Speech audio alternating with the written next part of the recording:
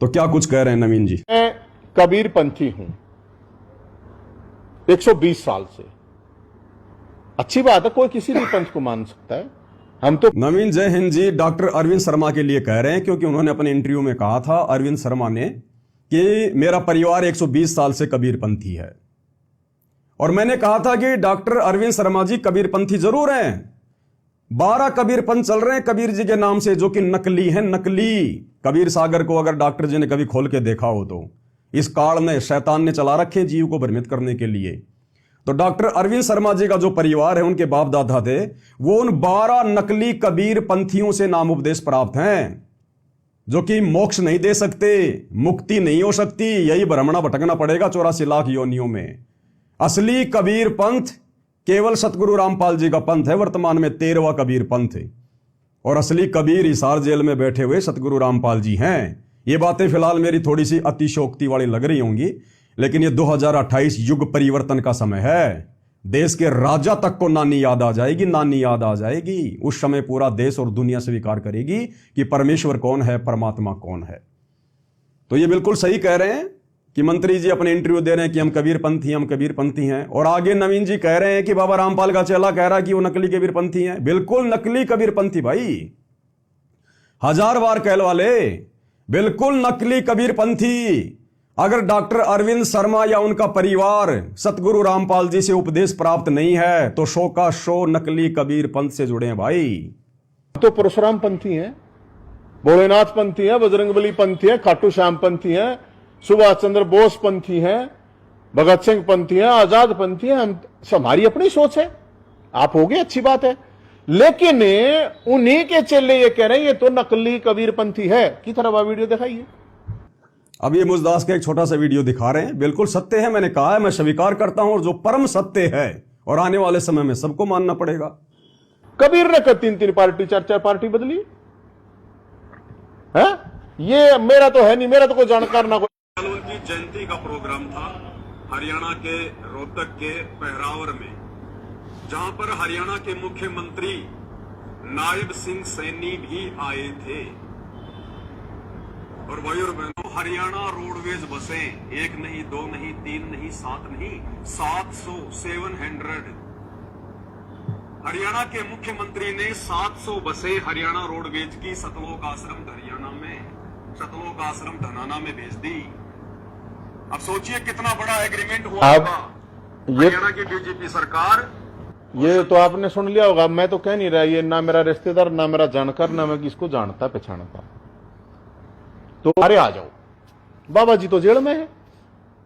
तो क्या जेल से लाइव दर्शन करवाए गए या नहीं करवाए गए, ये भी सरकार को सोचना चाहिए। बिल्कुल नवीन जी सही कह रहे हैं कि मैं इस पवन दास को ना जानता, ना पहचानता, ना ये मेरा यार, ना दोस्त, ना मेरा रिश्तेदार। बिल्कुल सत्य बात है, मैं भी इनको नहीं जानता था। ये अभी जो हरियाणा में जो परशुराम जयंती मनाई गई, उसके बाद इनके वीडियो मेरे सामने आए जो सतगुरु रामपाल जी को लेकर थे। तब मेरा और इनका परिचय हुआ सोशल मीडिया पर। वैसे कोई बातचीत नहीं है, कोई जान पहचान नहीं है, आवश्यकता भी नहीं है। तो ये बिल्कुल सही कह रहे हैं, ये वीडियो मेरा ही है, मैंने ही पोस्ट किया है, और जो कहा है होशो हवास में कहा है, और बिल्कुल सत्य कहा है। अब नवीन जय हिंद जी क्या कह रहे हैं? नवीन जय हिंद जी क्या कह रहे हैं कि हिसार जेल से लाइव दर्शन एक बहुत बड़ा विषय है, क्योंकि डॉक्टर अरविंद शर्मा जेल मंत्री हैं और सतगुरु रामपाल जी फिलहाल हिसार जेल में हैं।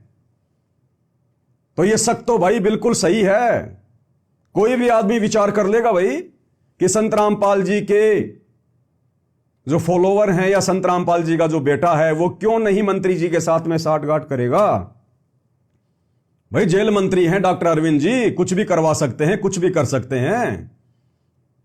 जेल मंत्रालय उनके अधिकार में है, बाबा से डायरेक्ट मिलवा भी सकते हैं, कुछ भी करवा सकते हैं, बाबा को कुछ भी सुविधा पहुंचा सकते हैं, कुछ भी करवा सकते हैं, डायरेक्ट मिलवा भी सकते हैं।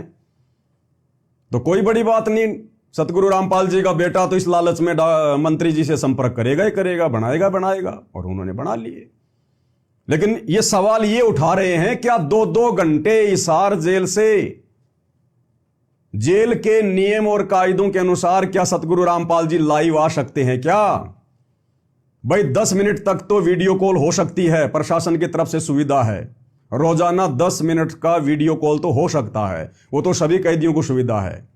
लेकिन वीडियो कॉल में और लाइव आने में रात दिन का अंतर होता है। वीडियो कॉल तो सरकार के उपकरणों के माध्यम से होता है और लाइव चलता है मोबाइल के माध्यम से। तो क्या बाबा रामपाल जी को हिसार जेल में बाबा रामपाल के बड़े बेटे के कहने पर हरियाणा के जेल मंत्री अरविंद शर्मा ने एंड्रॉयड मोबाइल उपलब्ध करवा रखा है क्या? जबकि बाबा रामपाल जी पर तो देशद्रोह का मुकदमा है, राजद्रोह का मुकदमा है। ऐसे में बाबा रामपाल जी अगर लाइव आ रहे हैं तो मोबाइल से तो आएंगे। तो क्या हरियाणा के जेल मंत्री ने हिसार जेल में बाबा रामपाल जी के पास में मोबाइल की सुविधा उपलब्ध करवा रखी है क्या? यह सवाल उठा रहे नवीन जय हिंद। और ये अपनी तरफ से सवाल नहीं कर रहा, ये मैसेज सतलोक आश्रम मैनेजमेंट हरियाणा की तरफ से, उनके कोऑर्डिनेटरों की तरफ से संत रामपाल जी के परिवार के कहने पर संगत में डाला गया। परशुराम जयंती के ठीक एक दिन पहले धोखे से संगत को आश्रम में जमा करने के लिए, और यह कहा गया कि आज 29 मई 2025 को शाम को 5 बजे से 7 बजे तक गुरुजी हिसार जेल से लाइव दर्शन देंगे 2 घंटे। अब ये कौन सा जेल का नियम है भाई? हां, अगर मंत्री जी की मेहरबानी से अगर ये लाइव चल जाए 2 घंटे तो बात अलग है, तो वो भी आपको प्रमाण दिखाएंगे। बिना प्रमाणों के बात नहीं करेंगे, बिना सबूतों के बात नहीं करेंगे। थोड़ा सा नवीन जी क्या कह रहे हैं और लाइव के बारे में सुन लो।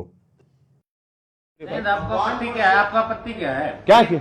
भगवान परशुराम तो छत्तीस बिरादरी के सबके हैं, बिल्कुल हैं। उनके तो कोई छूत नहीं है, हाँ, चाहे वो किसी ना कोई आओ, किसी पंथ को मानते उनका तो सबका है बिल्कुल। अगर वो आ रहे हैं आप ये जो कॉन्फ्रेंस हो रही है तो सामने जो पत्रकार बंधु बैठे हैं वो पूछ रहे हैं कि नवीन जी आपको आपत्ति क्या है अगर बाबा के भगत आ गए तो परशुराम जयंती में?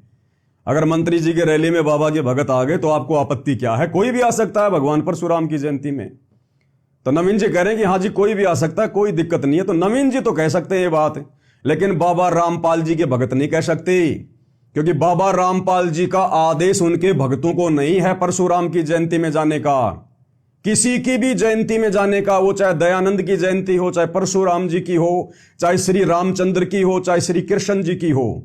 जो महापुरुष वर्तमान में इस धरती पर नहीं है, जो शरीर छोड़ के जा चुके हैं, जिनकी समाधियां बनी हुई हैं, उन समाधियों पर राजनीतियां हो रही हैं, राजनेता अपनी रोटियां सेक रहे हैं, अपना शवारत सिद्ध कर रहे हैं। सतगुरु रामपाल जी ने ऐसे किसी भी महापुरुष की जयंती पर, जन्मदिन पर, मरण दिन पर, समाधि पर, उनके भंडारे में जाने से बिल्कुल भी मना किया है, और किसी भी राजनीतिक रैली में शामिल होने के लिए भी स्पष्ट रूप से मना किया है।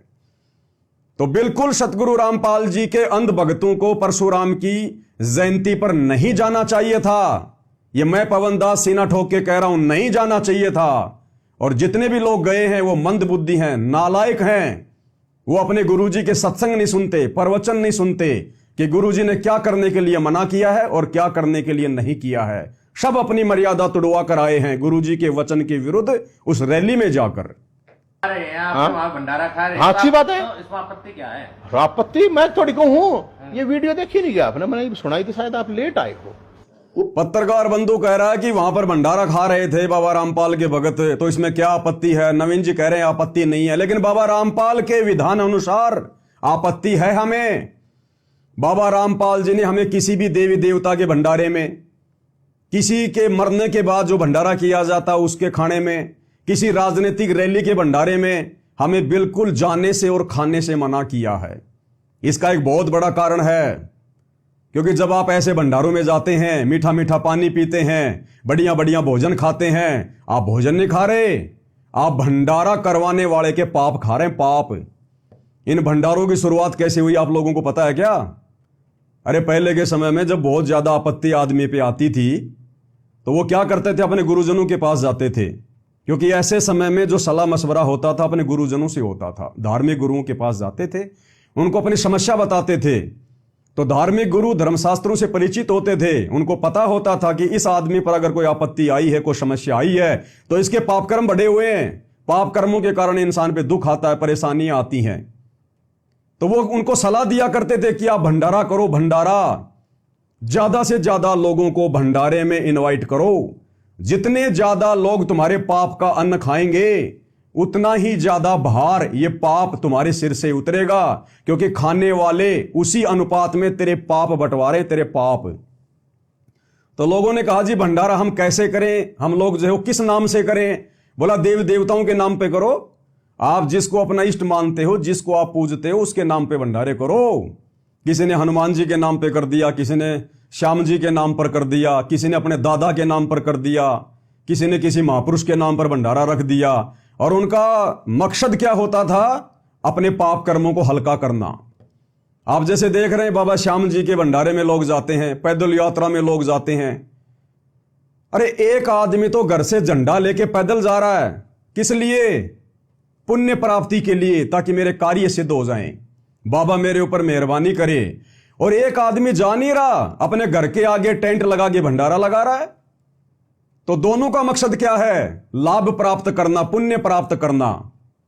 तो जो आदमी भंडारा लगा रहा है, उस भंडारे में पैदल यात्रा में जाने वाला या गाड़ी में जाने वाला व्यक्ति जो भी खाएगा पिएगा, वो भक्ति क्या खाक करेगा? जो भी भक्ति वो कर रहा है, बाबा श्याम जी के निमित्त होकर जा रहा है, वो रास्ते में भंडारा खिलाने वाले लूट रहे हैं। तेरी सारी भक्ति तो वो भंडारा खिलाने वाले घर बैठे बैठे मुफ्त में लूट रहे हैं भंडारा लगा के। भाई फ्री में काम कौन करेगा? ये जो पृथ्वी लोक है ये स्वार्थियों का लोक है। मतलब के बिना कोई नहीं प्यारा, कोई पानी का गिलास भी नहीं पिलाता बिना मतलब के। यहां मतलब के बिना कोई नहीं प्यारा, जब तक बैल चले हड़िए में तब तक डाले चारा, और बुढ़ा हो तब नाथ काट दे वो घर घर लाठे खारिया। मतलब के बिना कोई नहीं प्यारा। इसलिए सतगुरु रामपाल जी अपने भक्तों को सलाह देते हैं कि आप लोगों ने किसी भी फ्री के भंडारे में ना तो खाना खाना है ना पानी पीना है, अन्यथा तुम उनके पाप कर्म बटाओगे और वो आपत्तियां तुम्हारे ऊपर आएंगी जिन आपत्तियों के निवारण के लिए वो भंडारे कर रहे हैं। इसलिए आध्यात्मिक ज्ञान होने के बाद व्यक्ति ऐसी गलती नहीं करेगा। आम सांसारिक व्यक्ति ये गलती कर सकता है, फ्री के भंडारों में मीठा पानी पी सकता है, भोजन खा सकता है, क्योंकि उसको ज्ञान नहीं है। लेकिन संत रामपाल जी भक्तों के लिए किसी के भंडारे में जाना, चाहे वो माता के नाम पे हो, चाहे बालाजी के नाम पे हो, चाहे श्री राम के नाम पे हो, आध्यात्मिक व्यक्तियों ने केवल अपने गुरु के बताए अनुसार भक्ति करनी पड़ती है। गुरु बिना मोक्ष नहीं हो सकता। श्री रामचंद्र जी ने भी गुरु बनाया वशिष्ठ को, श्री कृष्ण जी ने भी गुरु बनाया दुर्वासा ऋषि को। 33 करोड़ देवी देवता भी अपना गुरु बना के भक्ति करते हैं, बृहस्पति जी को। अरे और तो छोड़ो, राक्षस भी बिना गुरु के भक्ति नहीं करते। शुक्राचार्य को अपना जो है वो गुरु बना के रखा हुआ है। और हम 2 कोटि के जीव बिना गुरु बनाए भक्ति करके भंडारे करके मोक्ष प्राप्त कर लेंगे। यही 84 लाख योनियों में गधे कुत्ते बन के घूमेंगे। तो इस भंडारे में जाने से संत रामपाल जी के भक्तों को ऑब्जेक्शन होना चाहिए था, लेकिन उन्होंने सतगुरु रामपाल जी के प्रवचन ढंग से नहीं सुने और खा गए मार, अपनी मर्यादा तुड़वा के आ गए।